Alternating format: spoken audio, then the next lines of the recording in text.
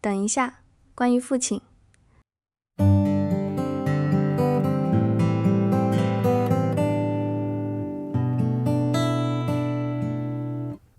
我等一下就回来。父亲说完这句话就离开了。